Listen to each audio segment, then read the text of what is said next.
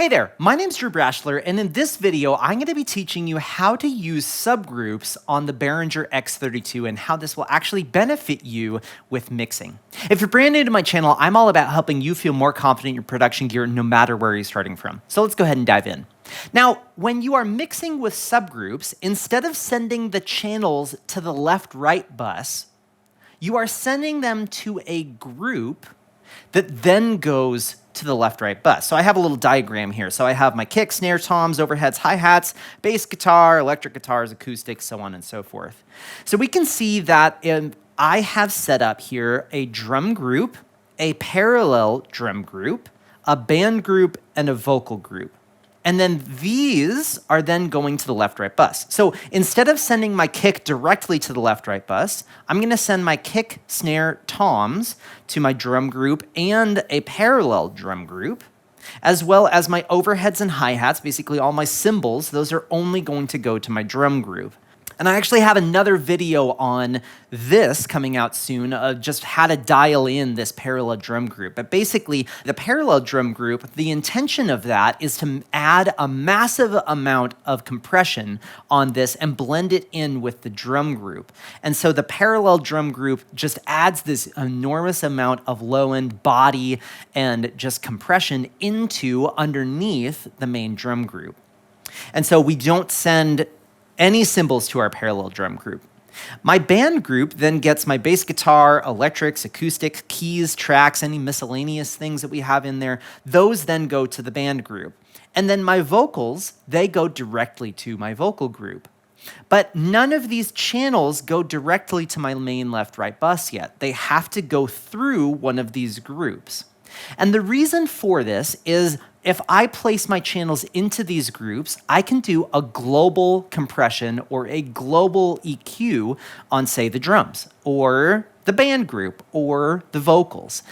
And I'm actually going to show you how using some compression settings, you can actually create a very nice mix by having all of your channels going through these groups. So the first thing that we need to do is we need to set up our subgroups. So what I'm going to do is I'm going to go to my bus masters and we are going to utilize some of these mix buses. Now, if you are mixing on a console that's also feeding monitors, it's going to be a trade-off on how many subgroups you can get versus how many monitors you can get. So if you're wanting to do this, maybe you decide to invest in some P16s and utilize the P16s for the band for monitoring, and then that way you can free up a lot of your mix buses to specifically mixing for front of house with these subgroups.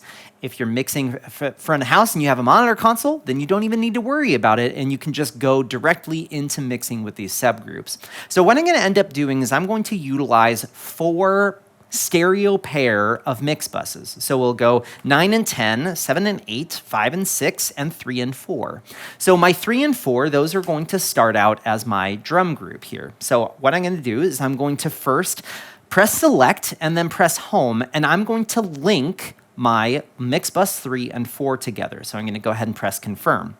I'm then going to tab over to config, and I'm going to set this as a subgroup.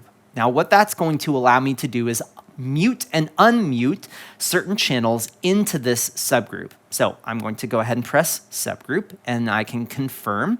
Now, one thing to note about how you can set these custom send configurations is that it sets this as the pair even if they're not linked. So it sets Mixbus 3 and 4 together as a subgroup. But even if these two weren't linked, it would set both of them as a subgroup. So the X32 just works in pairs like that. So 5 and 6, I'm going to go ahead and press select on, and I'm going to link the two of these, and I'm going to set these to subgroup and confirm. And then 7 and 8, I'm going to do the same thing, link, confirm, and set these to a subgroup and confirm. And then my Mixbus 9 and 10, I'm going to link these, confirm, and set these to a subgroup as well, confirm. And so then as I page through these, we can see that these are set to custom. Maybe we can set these to just pre-fader for some monitors. So we can see that Mixbus 1 and 2 are set to pre-fader for some monitors. And then we have Mixbus 3 and 4 subgroup, 5 and 6 subgroup, 7 and 8 subgroup, 9 and 10 subgroup. And all of those are linked. So the next thing that I want to do is I want to title those. So I'm going to go ahead and name these right now. So I'm going to select my Mixbus 3, hit Setup, go to my name and icon, and I'm going to name these.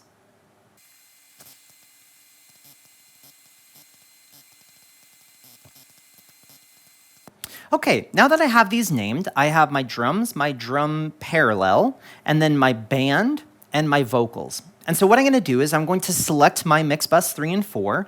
I'm going to assign this to the stereo bus, and I'm going to turn it up to 0. And then I'm going to go to my parallel drum group. I'm going to assign it to my stereo bus. I'm not going to turn it up quite yet, and I'll explain why later. My band bus, I'm going to select, put it on my stereo bus, turn that up to 0, as well as my vocals. I will go ahead and set that to the stereo bus and turn them up to 0. The next thing that we need to do is we need to assign our channels into these mix buses. So I'm going to go ahead and go to my channels here, and I'm going to then pull up my mix buses here on the right-hand side of the board. And so the first thing that I'm going to assign is my band. So I'm going to select my band bus.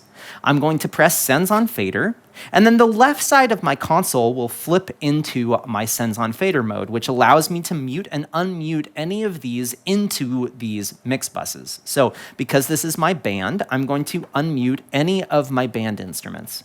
Tracks, miscellaneous. I'm not going to touch my vocals here. I'm not going to touch my drums because those have their own. There's a miscellaneous right here. And that is it. So now we can go over to my drum group. And as we can see, it muted everything because now we're adjusting just the drum group, which on my channels 17 through 32, I have my drums here. And now my drum group is going to include my cymbals. So my hi-hat, overhead left, and overhead right. And my drum parallel group is only going to have drums that are not cymbals. So this wouldn't include overheads, this would not include a ride or hi-hats or splash cymbals or anything like that. This is only physical drums and toms. So kick drum, snare top, snare bottom, tom 1, tom 2, tom 3, and that's it. If you had a snare 2, I would add that. If you had a second kick drum, I would add that. If you had 6 toms, I would add all 6 of them. And because this is a stereo subgroup, it's going to include any of the panning that you're doing on the channels themselves would go into these mix buses. So the very last mix bus that I need to set up is my vocals. So I'm going to go ahead and select my vocal bus, and I'm going to unmute my 4 vocals that I have here. So the next thing that we need to do is we need to first get out of Sends on Fader by hitting Sends on Fader. And what I want to do next is I want to select all my channels, and if they are going through a subgroup, I'm going to remove them from the stereo bus on the channel itself. For instance, my electric guitar, I don't want that bypassing my subgroup that I have. I want it going to the subgroup and then to the left-right. I don't want it going straight to the left-right and the subgroup. I only want it going through the subgroup. So select my first guitar, and I'm going to unassign it from the stereo bus. And then I'm going to do the same thing with the rest of my instruments.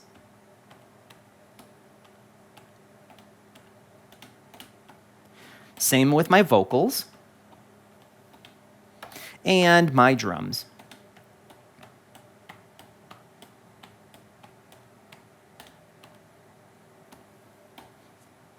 So now I have all of my channels going through my subgroups and then to my left-right bus. And so if I go ahead and play something here, I can mute all of these subgroups, and I can press play. And we can see that we have levels going through to these subgroups. So if I want to unmute my band here, and then my drums, and my vocals. Okay, so we can see that I can adjust those. So why would he fail now? Listen, he won't. So the next thing that I'm going to do is I'm going to set up my parallel drum bus. So I'm going to select this, and I'm going to set my EQ to be post dynamics. And the reason for that is I'm wanting to have my EQ applying this massive amount of EQ to the massive amount of compression that I'm going to be doing on my parallel drum bus.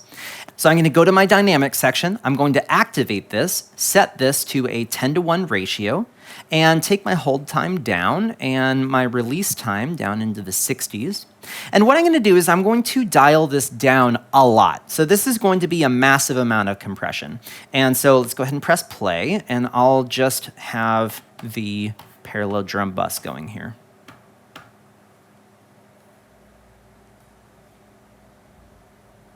Let's go to there we go.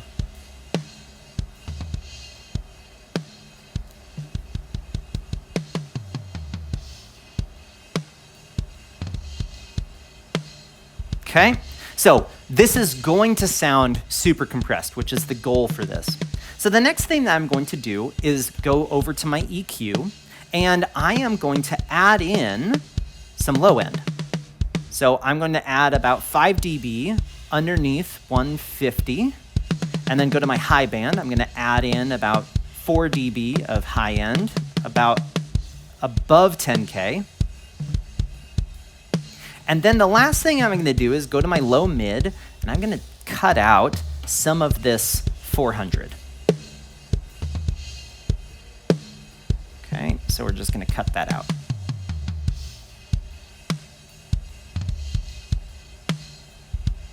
Okay, and so the goal of this mix bus is to blend it with the main drum bus. And so what I'm going to do here is my drums with cymbals. And then if I add this in, let's go begin here.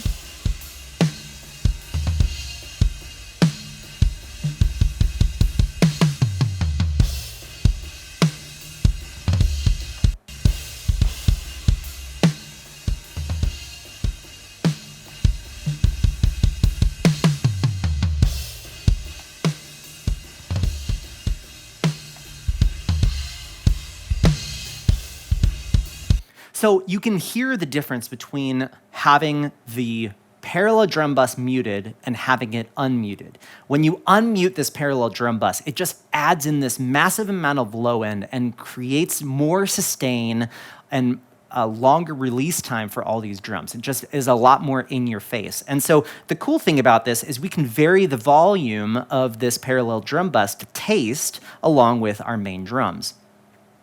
Now, the next thing that we want to do is I want to set up some compressors on the drums, the band, and our vocal bus.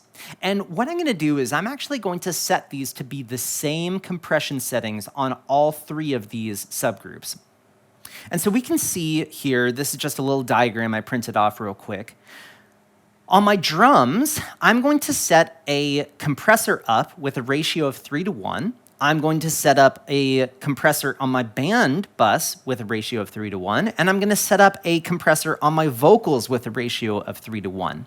But the difference between these 3 things, so the drums, the band, and the vocals, is that I'm going to set my drum bus and my band bus with a threshold of, say, -24.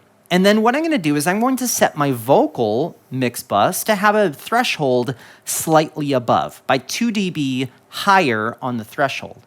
Now what this does is this makes it so the vocals will have to go a little bit louder before they start getting compressed by this mix bus.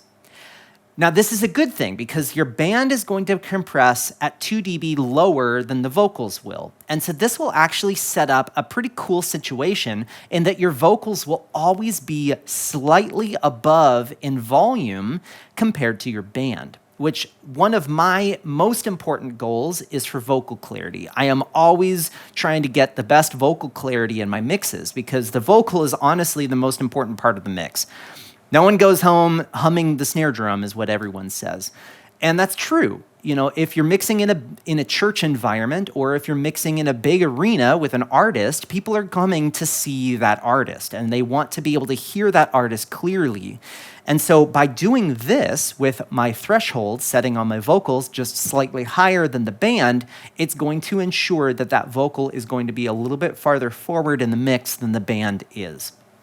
So let's go ahead and do that. So what I'm going to do is I'm going to set my drums and I'm going to go to my compressor and I'm going to have my ratio set to 3. I'm going to set my attacks on all of these to be the same. So my attack is going to be 10. My hold is going to be all the way down to 0, and my release time is going to be 100. And what I'm going to do is I'm going to activate this, and we're just going to set it to a level right now and then dial it in later. But I'm going to say -24 here. And then what I'm going to do is I'm then going to do the same compressor settings on my band bus. So we'll go over to my band bus, and I will activate this, set this to -24, ratio of 3:1, attack at 10, hold time at 0, and my release time of 100. We'll then go over to my vocals, and what I'm going to do is I'm going to do the same thing, except instead of -24 here, I'm going to go 2 dB above what I set on the others. So -22 is what I'm going to have this set to. And then ratio of 3:1, attack at 10, my hold time is going to go all the way down to 0, and my release time is going to be 101. And so what we're doing here is we're going to then compress these subgroups before they hit the main left right. And so if we go ahead and pull up a section of the band, and we can go ahead and press play.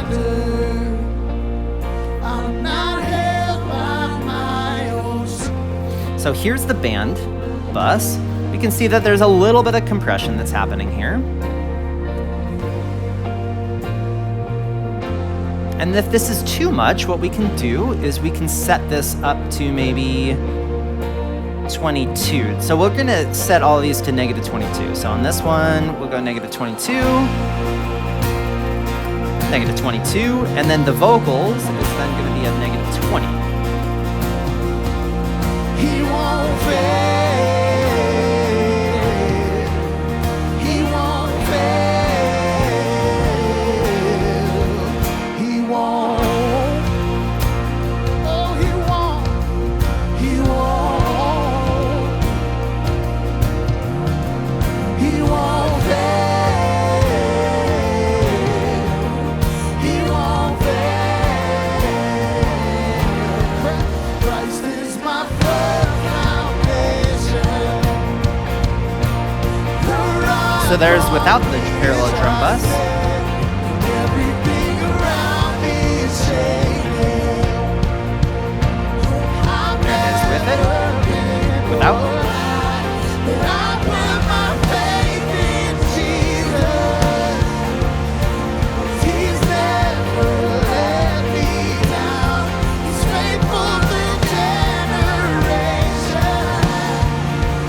So what I'm going to do is I'm going to go and play this without the compression and then go back to the same section and add in the compression again. So I'm going to go ahead and select this marker here. I'm going to go to my drums and deactivate the compressor, my band, deactivate the compressor, and my vocals, deactivate the compressor.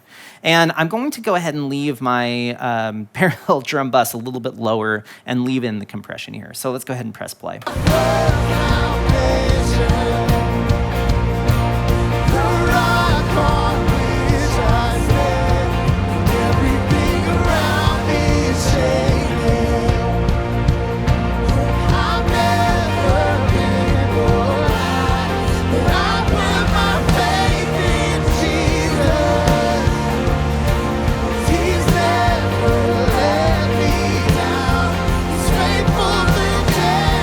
Okay, so I'm not going to make any changes to my channels. All I'm going to do is activate the compressors on these sections again. So activate, activate, and my vocals activate, and we'll go back to that same section.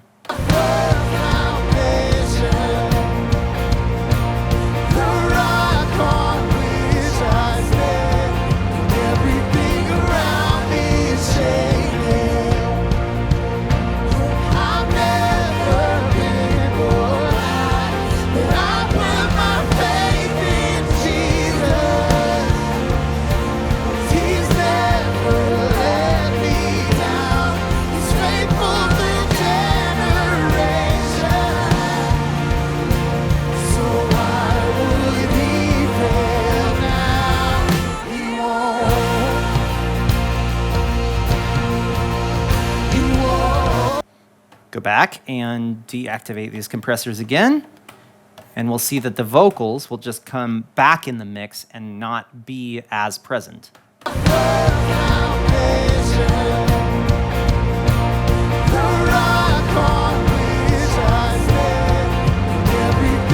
It's just a little bit more muddy.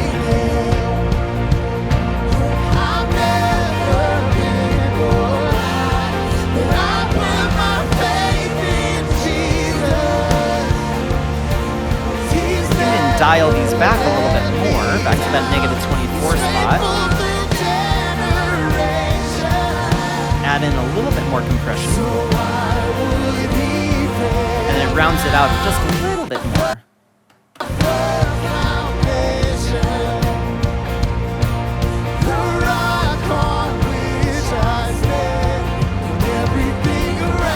I'll turn it off.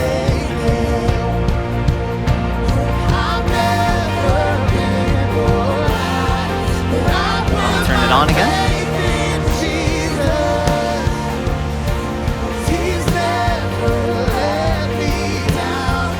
It is subtle. It is subtle. I am going to tell you that the difference between the compressed and non-compressed of these subgroups, there's a little bit of subtlety that's going on here. But obviously, you can adjust this threshold to taste. So if you wanted your vocals to sit even farther in front of the band, you could take your threshold and move it up.